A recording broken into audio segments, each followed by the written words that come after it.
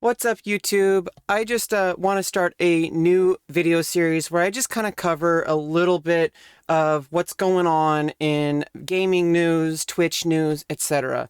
And there's been something I read on Dexerto this morning, and I just kind of wanted to talk a little bit about it, just a little bit of a summary, and then I kind of want to give a little few takes on it. So what happened is people have been talking about Diablo Immortal. Now, not Immortal Gates of Pyre, which is a new RTS that is in alpha stage right now, which I will be streaming as soon as my new PC arrives tomorrow. Because my PC right now is a toaster, does not run it.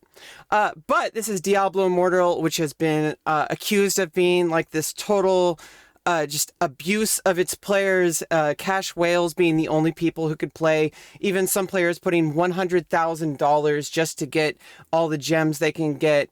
But I read this article here, and you can read it on Dexerto, if you can get rid of these notifications. A Diablo Immortal player actually used $50,000 worth of WoW gold to absolutely flatten the cash whales. So you could read the article here, but basically, the person had, basically like $50,000 worth of WoW gold from these redeemable cards that could put into WoW gold, which basically had no monetary value because of people scamming. And basically, this person has been completely pwning in PvP against all these other cash whales. So this person's being called the Gold Whale. And this person's name is Necromancer. That goes by Nakabon. I don't know if I pronounced that right, or Nikabon. This person doesn't stream. I don't really know who this person is, but apparently they've been making waves in Diablo Immortal. So I just kind of want to give a little introduction to kind of what somebody who has put in a lot of real world money into the game. Here's a clip of Asmon reacting to, a streamer, a small streamer's just been coming up, using just a cash whale, just completely pwning in PvP. And here we go. Here's the clip.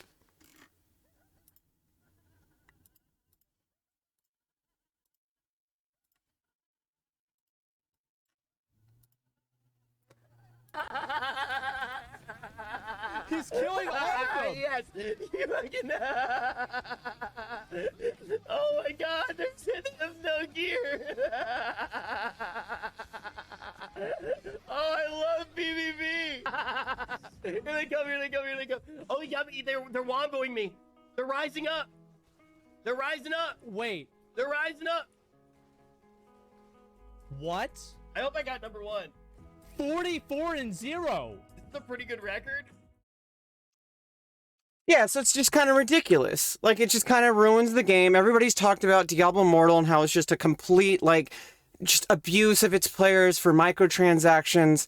But I think there's some hope in this. And I think if Blizzard plays its card right, and I think if, Asmon's attempt to introduce laws that can kind of maybe have some waves across the country, after Europe banned microtransactions from games, basically incentivizing the companies to not make that their entire business model, pay to win.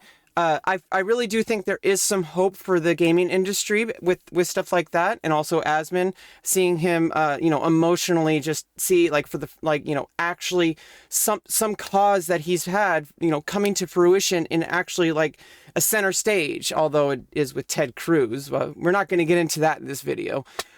But I do want to talk a little bit about how microtransactions via in-game currency for another game made by the same company. Now, I was not aware that World of Warcraft and Diablo Immortal could be connected in that way.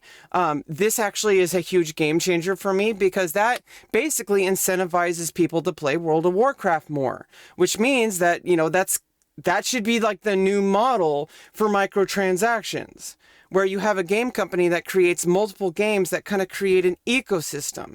So if you play World of Warcraft, which is a monthly subscription, about like $15, Blizzard is making the money, but then Diablo Immortal, free to play, you can use that in-game currency from WoW, so if to improve your character. Now, if you take away the real world like real money trading, which is against TOS in every single game except when they introduce microtransactions. Real money trading is okay if it's from the company. I really think that companies should steer away from that model because it's ruining games. It's designing games that are just addicting and not even really that fun. But, I think Diablo Immortal is like setting a stage for, a new precedent of gaming, which is you grind the game to get currency, but not just the game. You could grind other games and use that as like kind of a global currency. And I think that is a huge incentive for people to actually play games and get good at games. Because then World of Warcraft is now creating an ecosystem for Diablo Immortal players, where people are going to go find the best possible way to make as much gold as possible. There's going to be more competition. You could introduce PvE elements like big giant, NMs that spawn, that are highly, highly sought after. Instead of doing the whole like dungeon thing, maybe they could take a few pages from Final Fantasy XI. And from what I recall, original EverQuest had the most insane PvE. But I know that Final Fantasy XI, in my experience of I think like 4 years of actually in-game playtime over the past 13 years or so, 10 years. It would encourage people to actually have competition in the game. I really think that Blizzard should put more PvE elements into World of Warcraft, just like Final Fantasy XI did, instead of just doing dungeons, which obviously you don't get rid of those. But if they take elements of other games and just kind of make this better, I think it sets a precedent for other game companies to do similar things. And I think it will really stimulate the player base. I think it'll really stimulate the actual ecosystem of gaming. And that's pretty much all I have to say about that. I could go on for hours, but this is a YouTube video. I kind of have to keep it short. Anyway, thank you so much. And make sure to follow me on Twitter at Rebecca Lauren, RebeccaLoran. See ya.